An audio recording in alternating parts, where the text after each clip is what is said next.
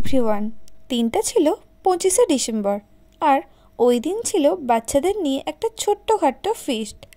তো সেই ফিস্টে কি করেছিলাম সেই ভিডিওটাই ভাবলাম আজ তোমাদের সাথে শেয়ার করি। ওখানে পুরো রান্না বান্না থেকে খাওয়া দাওয়ানো সব কিছুর দায়িত্বটাই ছিল আমার ওপর, কারণ ওরা ছিল বাচ্চা, ওরা কিছুই করতে পারে না। তো চলো বেশি কথা না বলে, হ্যালো এভরিওয়ান, আমি অনিন্দিতা, সবাইকে আবারও একটা নতুন ভিডিওতে ওয়েলকাম। তোমরা কেমন আছো? আশা করি তোমরা সবাই ভালো আছো, আর আমিও কিন্তু খুব ভালো আছি।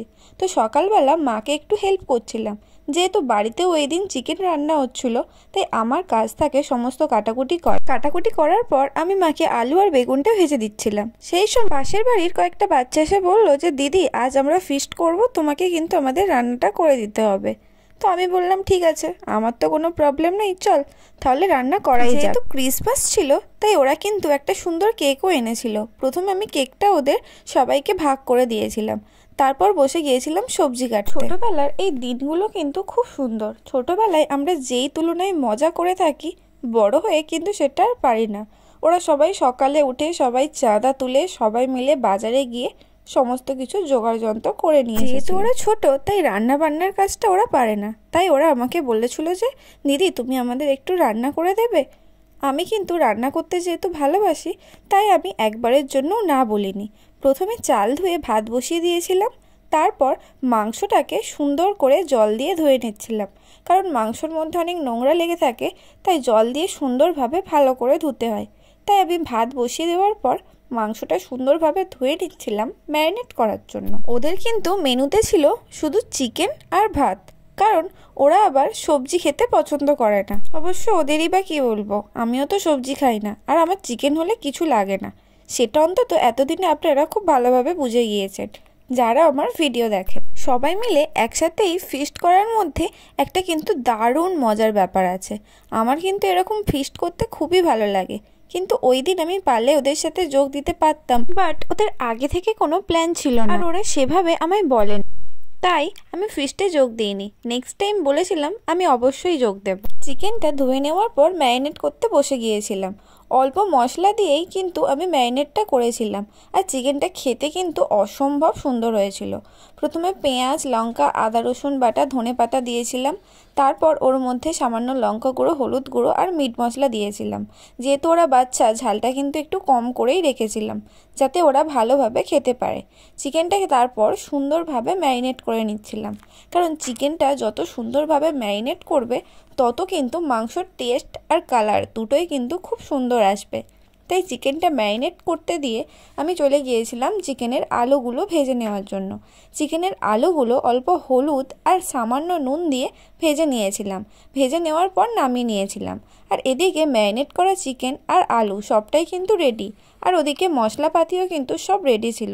ভাত কিন্তু হয়ে এসেছিল। ভাতের পরেই আমরা কিন্তু চিকেনটা বসিয়ে দিয়েছিলাম, আর এই হচ্ছে আমার সেই মশলা, যেটা ছাড়া আমি কিন্তু রান্না করতেই পারি না। তারপর আমি বসে গিয়েছিলাম চিকেনটা করার জন্য। ওরা যেহেতু ছোট, তাই ওদের খাওয়ার তাড়াটাও কিন্তু অনেক আগে থাকে। আমরা বড়রা হলে খিদে সহ্য করতে পারি, ওরা কিন্তু খিদে একদম সহ্য করতে পারে না, তাই আমাকে তাড়াতাড়ি করে রান্নাটা করতে হয়েছিল। যেহেতু সকালে ওরা চাঁদা তুলে তারপর বাজারে গিয়েছিল, বাজার করতে কিন্তু অনেকটাই দেরি হয়ে গিয়েছিল, তাই ভাবলাম তাড়াতাড়ি রান্না না করলে দুপুর পেরিয়ে গেলে ওরা কিন্তু খিদে সহ্য করতে পারবে না।